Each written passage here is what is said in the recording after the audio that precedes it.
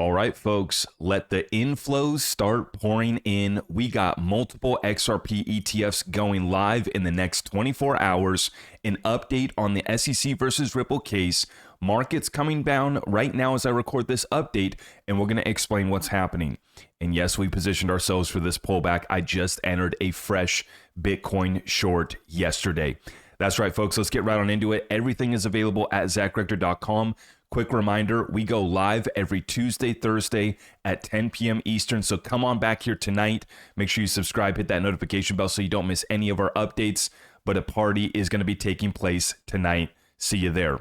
So let's take a quick look at our market as we get started. Bitcoin back down to 104.4. I entered a Bitcoin short yesterday at 107.1. So we are now in profit on that Bitcoin short. As soon as I saw President Trump put out the notice to evacuate Tehran, the capital of Iran, and I saw him leaving the G7 early after he basically dominated the G7 conference there. He then leaves early to head back to the White House in the Situation Room to have his Security Council ready. That is at the point at which I said, okay, Bitcoin short is going to be entered here. I hadn't been trading over the weekend, took Father's Day off, was kind of just praying for peace, wasn't partaking in the markets. And I said, okay, yesterday, somebody's got to do it. And so I shorted Bitcoin. We're currently in profit on that trade. XRP back down to 217 as I record this update. Let's see what happens here. Okay, a little bit of a pullback after a big push up to $2.34 yesterday. Big green candles coming in yesterday, but the volatility, we warned about it this week because with the war going on, and tomorrow we get the interest rate decision from Fed Chair Jerome Powell. Now, also, it's a big decision week, not just for XRP, the ETFs, the lawsuit, but we also have the stablecoin bill that's going to be voted on today at 4:30 p.m. Eastern. That's the Genius Act.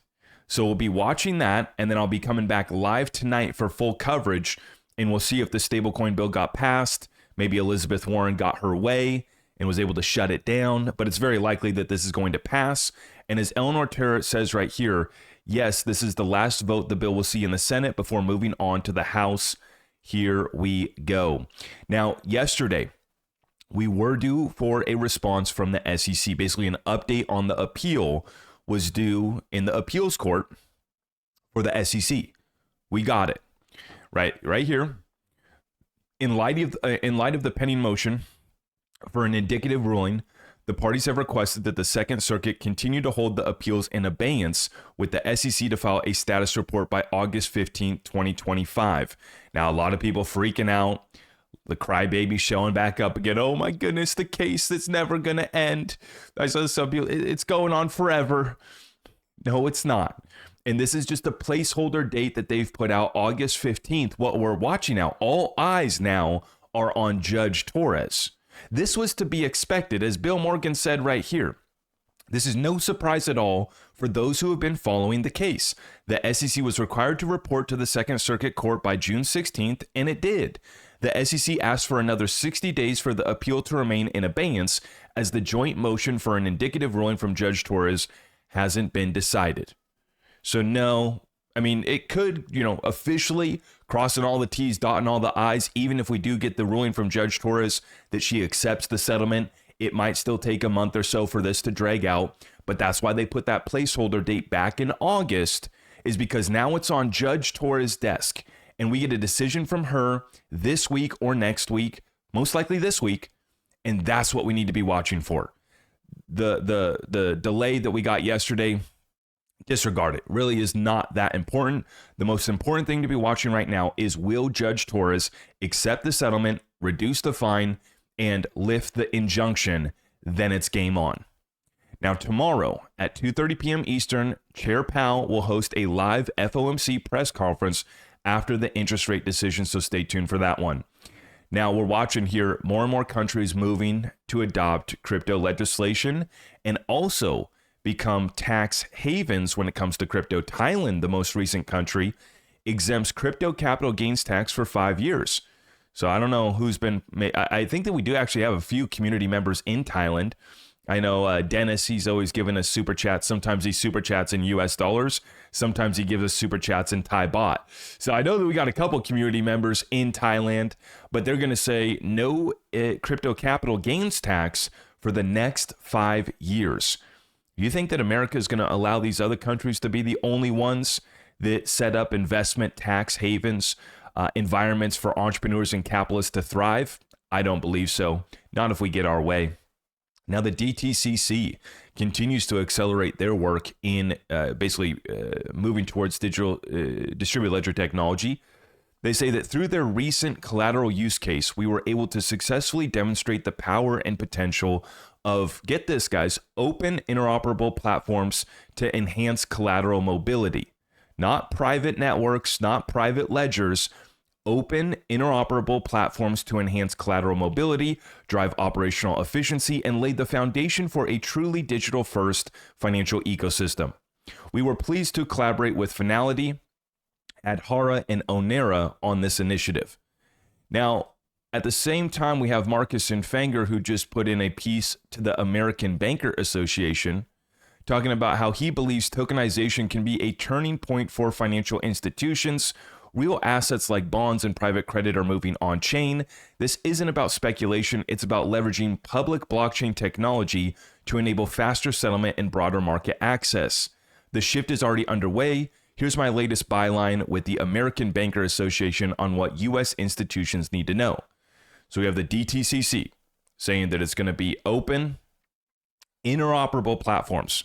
We have Marcus Infanger saying it's about leveraging public blockchain technology, right? There is a place for siloed wall gardens, private ledgers. There is a place for that, right?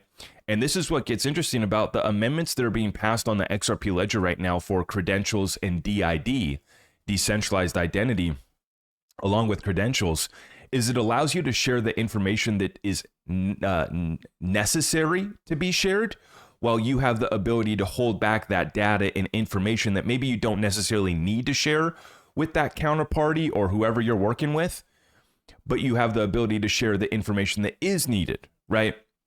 And what that means is that we don't have to be fully open and transparent and share all of our data online or on these ledgers. We would be able to share selective amounts of data and information so that we could interact with DeFi or whatever the platform may be. But it's very interesting. I find it that you got the DTCC along with Ripple, and you're seeing more and more of these banks have come out, Bank of America, Amazon. Everybody wants to come explore it. But the secret sauce is being able to tap into the deep public pools of liquidity.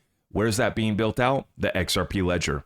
Now, on that same thread, we have Coinbase seeking SEC approval to offer blockchain-based stock trading.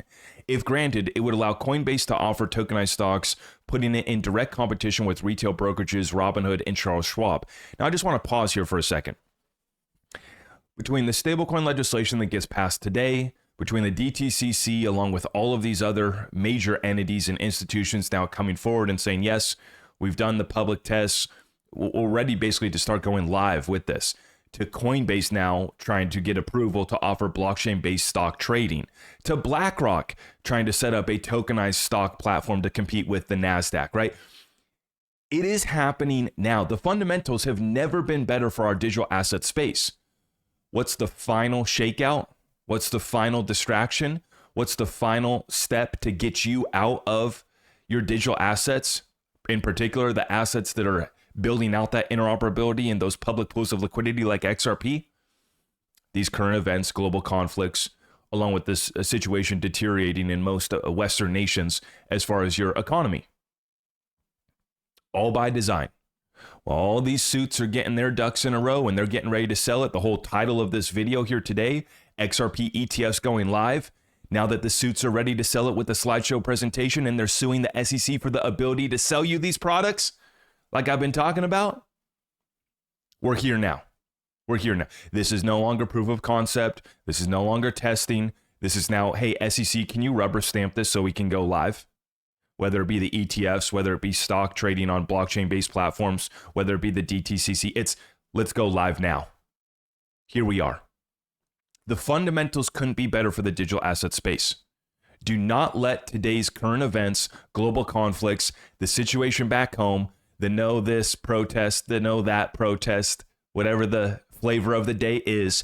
Do not let it distract you from the fundamentals of this, the underpinning of the new financial system running on these public rails. You get to own a piece of that. No middleman. You get to be your own bank if you want to. Or, as Wall Street and the suits would prefer, you just come knocking on their door and you roll into one of their products that they have ready to sell you. More on that in just a second. Strong Cold deep dive on the way. After 60 billion SHX have been transferred on-chain into an escrow contract, each 1 billion SHX tranche is locked with a clear release date. No access, no exceptions. The tokens remain untouchable until their time comes. So Strong Cold finally getting the escrow done, 60 billion. Now, there was about, I think, almost 6 billion circulating supply. The total supply is 100 billion. And so 60 billion is locking up about 60% of the supply. I still want to see what happens with the rest of this, but it does provide us another level of clarity that we didn't have before when it comes to the SHX tokenomics.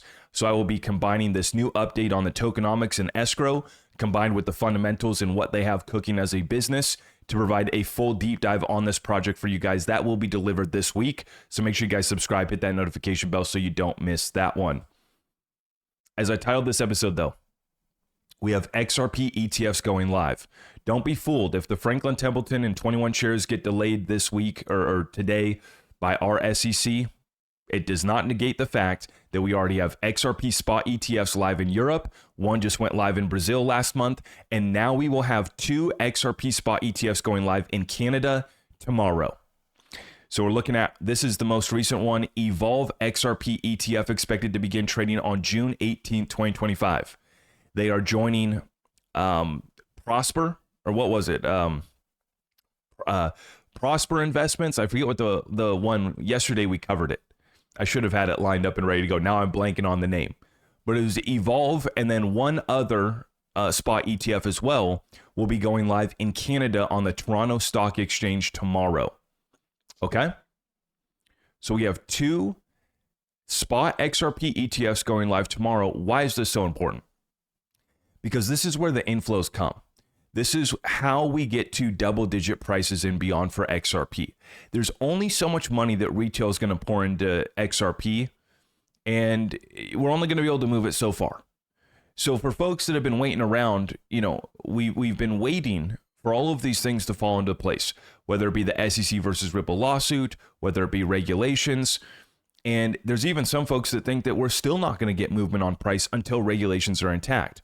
Well, you need to be able to explain then why we were able to pump almost 600% after the election. We are going to move. Legislation is on the way. Stablecoin legislation probably going to get passed in the Senate today, where then we'll move on to the House and then President Trump's desk. In the meantime, they're going to work on market structure. In the meantime, we're waiting for the T's to be crossed and the I's to be dotted to end this SEC versus Ripple lawsuit, but it will not stop the inflows from starting to pour in. Is that a $10 XRP tomorrow? Not what I'm saying. What I'm saying is that we've opened the floodgates. It starts with, we've already had a couple in Europe live for a while. We now have one that went live in Brazil. We have 2 that go live in Canada tomorrow. And there's going to be dozens that go live in the United States eventually this year, whether that be this week, this month, or sometime in Q3. The final deadlines are in October. So we will have XRP spot ETFs live in the United States, but we start the inflows now. As soon as these spot ETFs go live, we start to see the inflows come in. And in my opinion, this is what it takes to break above $10. This is what it's going to take for us to hold above $10, right? I've been talking about this run up to $10. We probably fall short. A lot of people looking to take profit. We come back down. But then the ETFs go live this year, and that's what pushes us above $10. And based off of my calculations, we could easily go to $20 or $30 for XRP within short order after these ETFs do go live. Remember, the Bitcoin ETF saw 4 billion of inflows day one. If we see even a portion of that, we're talking about going somewhere very fun for XRP. So I want to reiterate the point though, because folks are seeing the headlines. The clickbaiters are out in full force. Oh, SEC case is delayed. Oh no. You have to understand, just because that placeholder date was set does not stop the inflows pouring into these ETFs today. It does not stop the case from being settled up. Judge Torres signing off on that this week. It does not stop the stablecoin legislation from getting passed today. We are right here. Coinbase asking to stock trade on blockchain platforms. Can you rubber stamp it for us? This is all happening now. This is no longer hypothetical. It's no longer speculation on which day in the future is this going to start happening. It's happening now. The ETFs go live tomorrow. US spot ETFs, we'll see. But the action begins now. Make sure that you have enough XRP and you have prepared yourself accordingly. And that's all relative to you, as far as how much XRP you think you need to have for what's about to unfold. I'll leave you with this. Do you have enough XRP for a $10, $20, or $30 XRP price? Do you have enough XRP? Don't tell me in the comments how much you have. It's just a yes or no question. Do you have enough XRP for a $20 to $30 XRP sometime in the next year? In my opinion, that's what's on the way. Maybe even more. You guys let me know in the comments down below. I'll see you guys back live tonight at 10 p.m. Eastern. Everything's at zachrector.com. Greatly appreciate your support. We'll see you tonight.